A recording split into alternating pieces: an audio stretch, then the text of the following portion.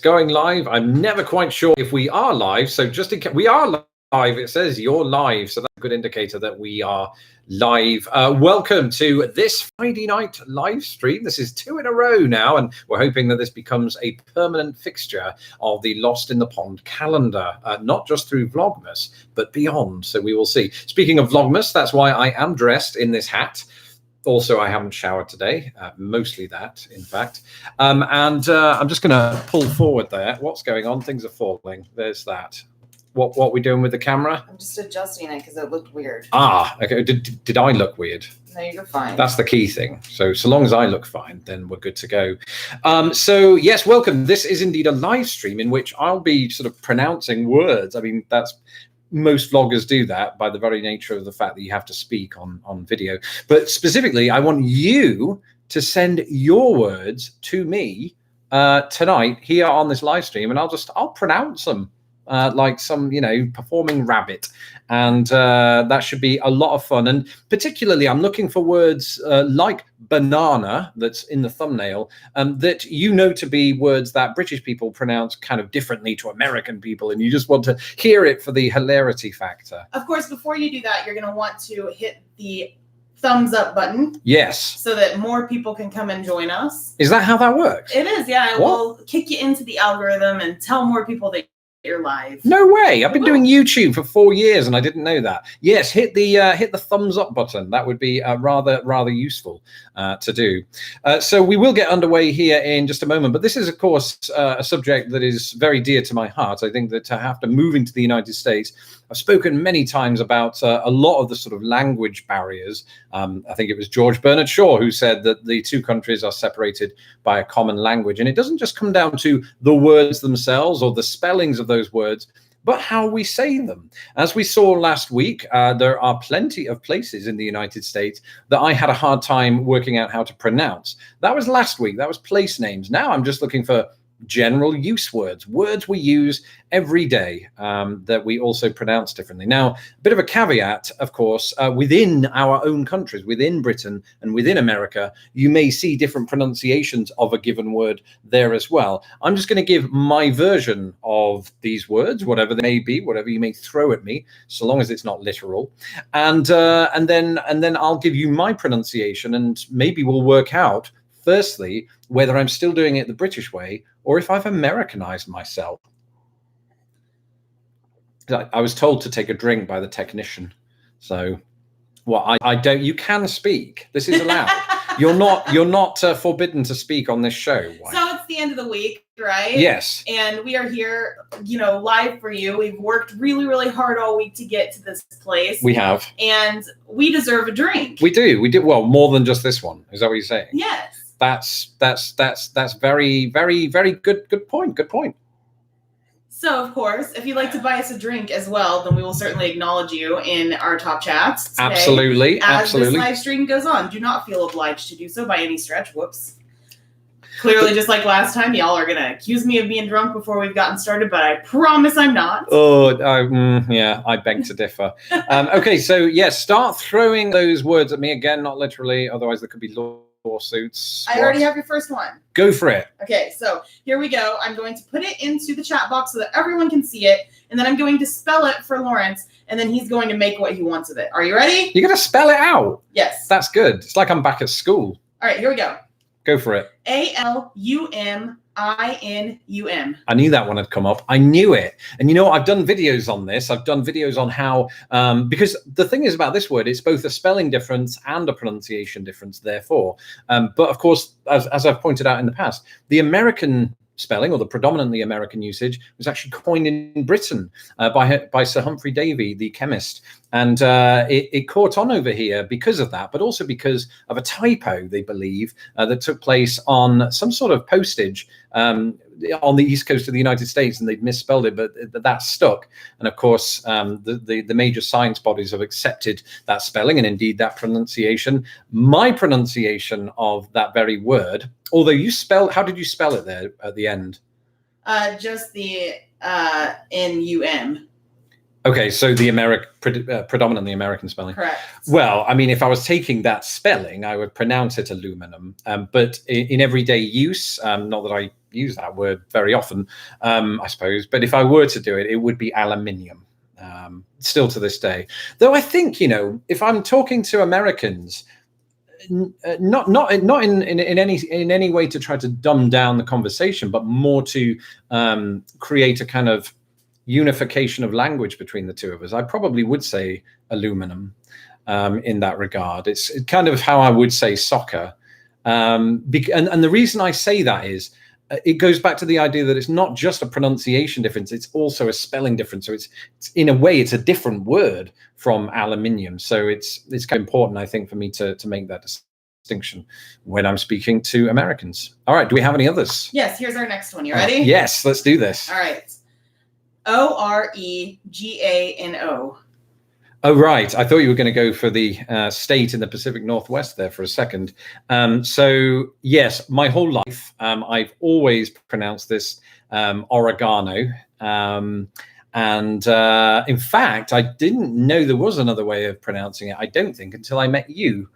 Though I'd interacted with many Americans before this one, she's the one who's most into cooking. So all of the food-based pronunciation differences, of which there are an inordinate amount, that one came up. And I know that you say oregano. I do say oregano.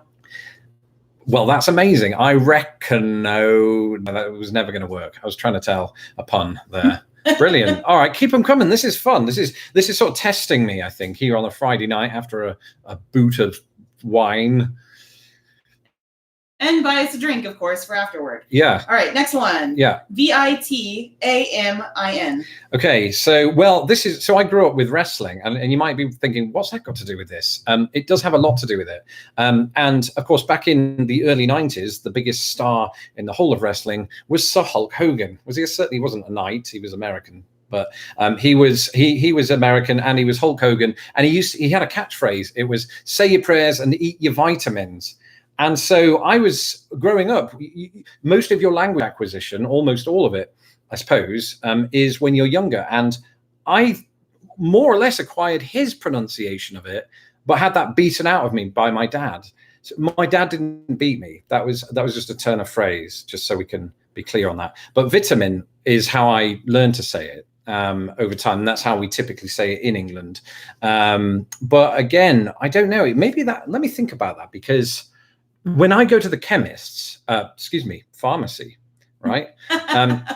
If I go to the pharmacy here in Chicago, because I've been prescribed, or rather I've been sort of advised to get a bottle of, vitamin D, vitamin C, I'm wondering, I think when I go to the counter, I might accidentally say vitamins. Not accidentally, but sort of, again, subconsciously. It's kind of like how I don't want to be misheard, I think, so that it sort of slows down the transaction process with them saying, what did you say? What did you say? What did you say? So I'm thinking that I might opt for vitamins in those circumstances. But when you're in your home country, what is it? Well, it's vitamins, for sure. There we are. Vitamin, yeah.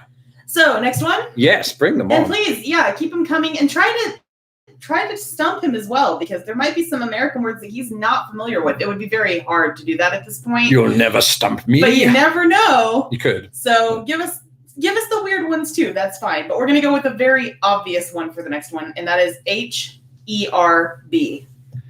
Oh, right. Yes. Well, this is an intriguing one, actually, because had I grown up in 18th century England, I would pronounce it much the way that most Americans do, by dropping the H on herb. And I think back in Britain, it's quite jarring to our ear in this day and age to hear that.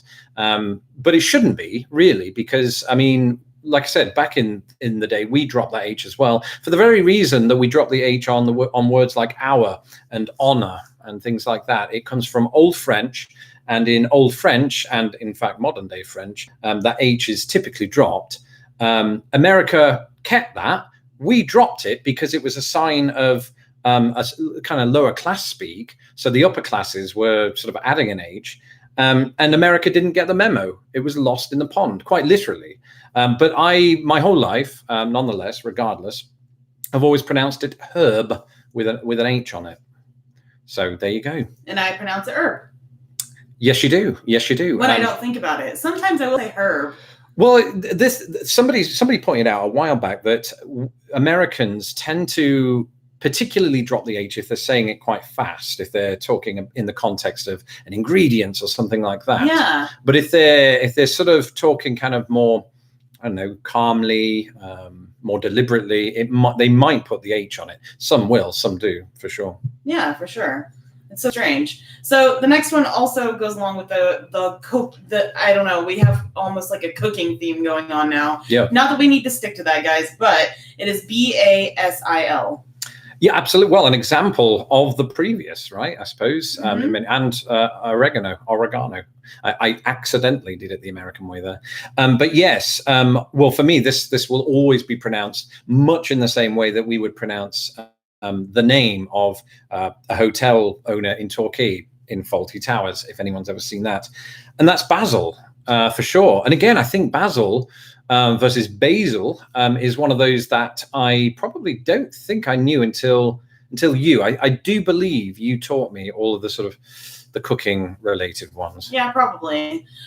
Would there ever be like an instance where someone in the UK says Basil? Basil with that word? I don't know. I doubt it, right? I'm not from the south quite. I'm on that line. But I think it's Basil. I think there are some exceptions in the south. It's never always where they extend the A like they do in Bath. And I think it'd be Basil. But if you are from the south of England, or you just happen to be posh, let me know in the comments how you pronounce it. Don't say IT. That's yeah. Go ahead. Yeah, let's go for the next one, right? Yes. So it is Jaguar. Right. Yes. Well, we lay claim to this word partially because of the car manufacturer of the same name. So we feel like we have some sway over the pronunciation of this. But before I go on and before I do give my pronunciation of that, I think it's worth pointing out that I don't consider any pronunciation to be incorrect, unless, of course, it's just wildly off and doesn't make any sense. But so long as we understand the meaning, I've always been fascinated actually by different pronunciations. So the same goes for this one. I pronounce it. Let me think about how I pronounce this actually, because again, I think it comes back to if I'm saying it fast or if I'm saying it slow. There could be a kind of a difference in how I do that. I think I'd say Jaguar. I don't do much with that last vowel. Yeah. Yeah. And you would be Jaguar. Yeah, Jaguar. Yeah, that's right. So you do a lot with the last vowel, but you don't do much with that second to last vowel, or you turn it into a W. I suppose. Well, I think the emphasis is on the A, isn't it? Jaguar. Mm-hmm. Yes. So yeah. Yeah. That's how I say it. Well, I'm Jaguar. I'm not. I mean, I'm a human. Don't get confused. And not Jaguar. Who does that? I don't know. I don't know anyone. It's like nobody does potato. Potato. You say that song, tomato, tomato, potato, potato. Who does that? Nobody. Somebody might. And if you do, I hope I haven't offended you. Okay. Yeah. I sort of hope we have. All right. Next one. Ready? Yes. Scone. I knew this would come up. So I tend to pronounce this to rhyme with tone. Again, I've got nothing against those that would opt for scone, which is in England or indeed in the UK, that is a sort of an alternate way of pronouncing this word. And there's a huge debate, there has been for years in England, about the correct way to do this. Somebody even mapped it, and I couldn't off the top of my head tell you geographically who goes with what. But I go with scone most of the time, I think. But again, I do not decry those that go with scone for the very reason that there are already other words like one, for example, that's sort of spelled in the same way and is pronounced in the same way that people tend to overlook when they're debating in favor of scone. So that should never be your justification anyway, I think, because the English language is so fascinating, so varied. I mean, look at words that end in OUGH, for example. You've got about 5 or 6 different ways of pronouncing that. If you look at through, cough, though, for example. English is just so varied in that regard. To use one word as an example of as to how you should pronounce another word is probably a short-sighted way to go. But I go with scone. Great. So if you are just joining us, which it looks like there are a whole bunch of you who just popped in, so welcome, then you can buy us a drink, which is an amazing thing to do since it's the end of the week and we've been working really hard. And we are talking about names of things that can be pronounced in weird ways. So, hey, we got our first drink. Thank you. Of which, and it says, ha, ha, ha, and it's from Dan. So thank you, Dan. Thank you, Dan. And the next one along that line is kind of a weird one. It's even a weird one for Americans, I think. Okay. Poinsettia. And yes, that is the real spelling. I didn't catch. Oh, yes. Okay.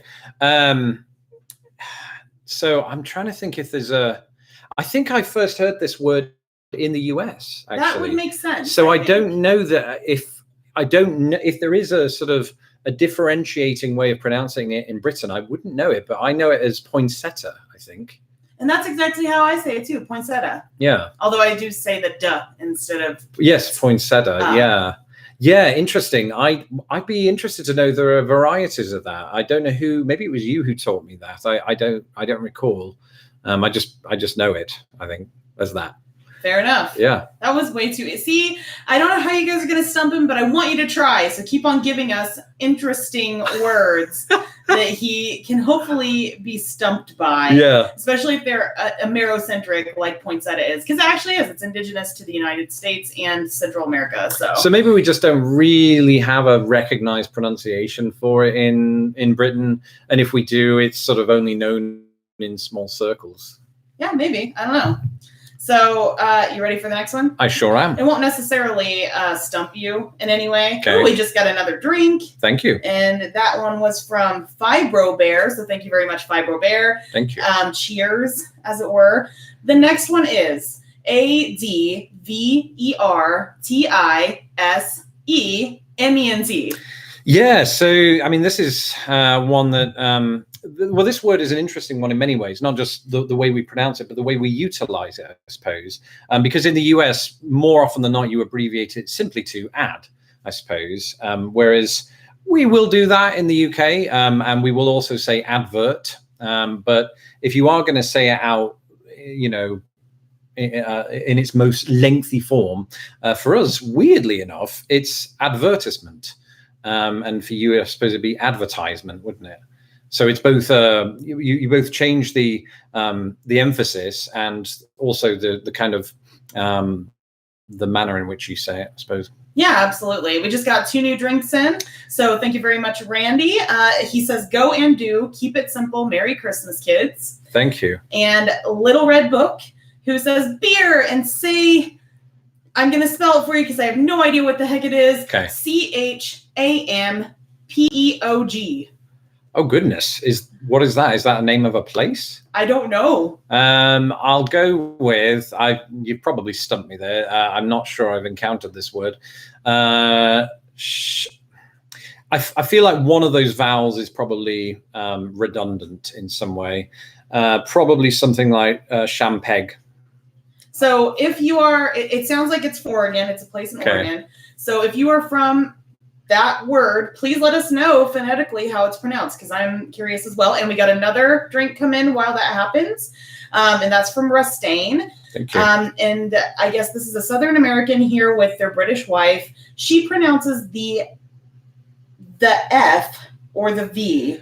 And this is considered maybe a lower class thing. And he wants you kind of to explain how that works. So his example is without or without. Yeah. So yes, I mean, particularly it is the sound. That interestingly enough, actually, there are other sort of parts of Europe that have trouble with that actual sound. So the French, for example, don't really have the sound. So they also do that same thing. And this particular brand of pronunciation, let's take the word, I don't know, what was the example you gave me there? Without. Yeah, without, right? It's particularly prominent in the South, but particularly in London, right? and they tend to drop it. I don't know the history of it. I think you could be onto something to say that it is, you know, it's sort of usually a connotation with working class type people, but I don't know. I don't want to get bogged down in that necessarily. But it is certainly. It's certainly quite a regional thing. Although I think I tended to hear it occasionally in Grimsby. If people were, Grimsby's where I'm from, by the way, which is on the east side of England. And I think if people were talking quickly, they may also do that there. I see. And that's very similar to, I heard you say without and like an F on the end instead of a TH for something. So is it kind of the similar, same kind of difference? Well, I mean, yeah, I think so. I mean, like if it's TH at the end instead of the F. Yeah, that's what they would do. If it's TH at the end, there is that sort of, just clipping of the of that particular sound. Clipping. Okay, I like that. So we also got another one, and that is from C Amanda 83. Thank you very much. Thank you. She says bravo. And let's go to our next word, shall we? Let's do it. All right, so here we go. I could do this all night. I knew this one was going to come up, knowing because a lot of our viewers know about us just a little bit. So are you ready? Yeah. Okay, HOOSIER. Okay, so yes, that would refer to a person, I suppose, from the state of Indiana. Also refers to the state, if you tack on the word state, of Indiana. I mean, I've never really had any trouble pronouncing it, I think, like the locals, with the exception of the fact that I drop the R at the end, but I go with Hoosier. But what is interesting about that word is the disputed origin of it. We don't fully know where it comes from, do we? I believe, although there are a great many different myths about this, that it was a cabinet company. That was where the name Hoosier originated. And then, of course, it became a catch-all term for people who are Hoosiers. Yes. Maybe even a derogatory term, but I don't think anybody who at least I grew up with considered it to be such. Sure. So that's where I stand on it. But I know that there are a great many origin stories. Yeah, and bring on the Hoosier daddy jokes. I've heard all of those. They're all the same. And we have, along those lines, another beer has just been bought for you by Indy Kitty, as Thank an you. INDY. Okay. And she says, Happy Christmas. Try this word, which again, I'm still not sure what it is. Okay. You guys are coming out with the interesting ones on our little drinks that you're buying for us, so please keep them coming. It is DUCHENNE. Okay, so it sounds like another place name. I suspect as much, but they didn't tell us. I would imagine it's along the lines of Duchenne. That's sort of what I thought. If you were to go with a sort of European type pronunciation, but I would love to know, just as I would with any of these sort of place names, but certainly, general use words as well are more than welcome here today. And apparently, Gnostic says that you are correct. Oh, brilliant. It's Duchenne. Brilliant. And it's a place in Utah, apparently. Okay. So on to our next regular word, but before then we have another beer bought for you, and that's by Jennifer. So thank you very much, Jennifer. Thank you, Jennifer. And the word is BUOY. BUOY, yes, the floating device that I've never used one, but that you will see in the sea occasionally. So I know this difference very much so. It's not a word I had great cause to use, but when I heard the American version of it, it certainly stood out to me. We simply pronounce it boy, like the gendered child. But I understand that you would pronounce it buoy. Buoy. Yeah. Interesting. Yes, indeed. We have one that might stump you. Maybe. Okay. I hope it does. Are you ready? I was born ready. Okay, here it is. TZATZI. I think that's how. No, I'm sorry. Let me spell it again. I'm sorry. Okay. TZATZIKI. I forgot the IK. With some words, I have to see them written down in order to do them, because I took in half the spelling and then concentrated on the second half and then forgot the first half again. But I'm seeing it actually written down here.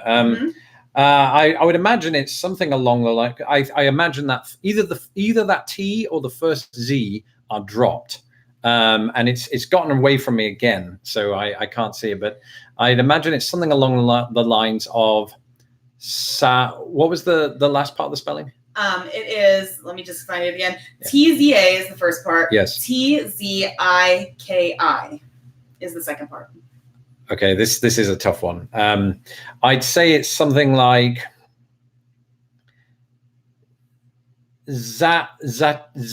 Kiki. Is that Kiki? That doesn't sound right. The emphasis must be somewhere else. You're not that far off, actually. Okay. At least from my pronunciation, the way that I pronounced it growing up is tzatziki. Okay. And it is like a Greek yogurt dip with cucumbers in it. Oh wow. It's really lovely. How did you just say yogurt? Oh yeah. Yeah, that's another one, isn't it? There's one. Yes, yogurt and yogurts. Throw that out there. We also got another beer from Little Red Book again. Thank you. And he or she says beer, and it's pronounced shampooey. Oh, well, there you go. So that's interesting. Kind of like how a boy becomes buoy. So shampooey. Brilliant. Keep bringing them on. We've got 4 minutes left. This live stream. This has been so much fun. Could be the wine, but it's mostly the fact that I just love doing this. So it sounds like a lot of people say tatziki instead of tzatziki, which is what I was taught. So tatziki is a popular pronunciation as well. I was right though about the T and one of the two being dropped. Yeah. We have a little inside joke for those of you who love the movie Love Actually. I've seen that. Good. Well, then maybe you'll remember this one. Okay. Bottle. Yeah, I pronounce it bottle. How do you pronounce it? Bottle. Same then. Similar. I mean, there are differences. Yeah, exactly. Yeah. Or the and. I think it's table though. It's table. Yeah, it is. Bottle is in fact that there are different ways of doing it, and in fact there are different ways in Britain too. I wouldn't always say bottle. If I'm rushing my sentence, it would be bottle. There'd be a glottal stop right in the middle of it to where the T's and the D's are gone. Yeah. So that's that. All right. Keep bringing them on. We got a night's worth of drinks from Nullabite just now. And brilliant. Thank you. They say, this channel never ceases to make me smile. You guys are incredible. You could try any of the Texas place names that they list. So I'm going to go ahead and put them in there for you right now. Are you ready? Yes. All right. So the first one is Nacogdoches.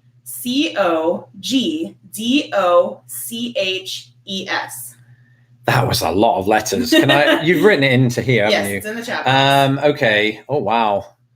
So I'll spell it for you again. Nacogdoches. I see it. And I suspect a letter or two there gets dropped. I bet it's something along the lines of Nakota cheese. I don't know. I've never been there. If you know the answer to this, which I'm sure that Nullabite is somebody who knows, but they're not going to be the only ones, then by all means, let us know in the chat box. In the meantime, the second one is Waxahachie.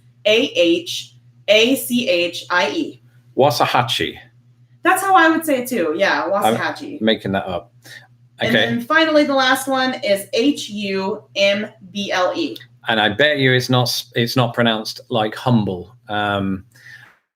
I don't know. Maybe it is. Humble? I was about to say humble. I don't know. Yeah, don't know. So let us know in the chat box. And then we have one more beer that was just bought for us by JFM Vid, and I think that's probably where we're gonna wrap it up since it is. Oh wow, yeah. 1 minute to go, but they say great live cast. And love you too, Old Fashioned AF. Hi, that's me. I'm Tara, Old Fashioned AF. I don't have a question about this, but would like to do a video one day about brand slang. So that would be a really interesting one to do. And I really like that idea. So maybe that's something we'll do. We'll take it to the cutting room floor. Actually, that's way further down the process, isn't it? But absolutely. We'll certainly, we'll look at that. Sounds like a good batch of fun. Yeah. So it's looking like it's Nacogdoches. Oh, wow. Was the first one. Okay. So Nacogdoches. Okay. All right. I was way off, I think. And we had a lot of supercalifragilisticexpialidociouses, but I'm pretty certain you would have been able to pronounce that correctly since it is a British word. Well, I was born knowing it, actually. Being British, we have to know that from birth. Supercalifragilisticexpialidocious. And I think to end on this note would be wonderful. Apparently, we would make a great Doctor Who and companion duo. I tend to agree. But who would be the Doctor? Well, I'd be the companion. Absolutely. Yeah, for sure. Although, I don't know, an American Doctor, how would that go down, do you think? Well, we know how it went down, but that's another video for another time. Yes, it is. Yes, it is. All right. Thank you for joining us for this live stream tonight. This was a lot of fun. We need to do more of this kind of thing, I think, in the future. It really is very interactive, and it gets me thinking on my feet, which is always good. Happy Vlogmas, y'all, as one commenter just wrote there. And I heartily agree. I will see you tomorrow for the next Vlogmas video. And of course, we are now over halfway through Vlogmas, halfway toward Christmas Day. So given that today was Friday the 13th, I'm surprised this live stream went as well as it did. Until next time, I hope you have a very good weekend, and I will see you soon. Bye. Bye. Still ending it.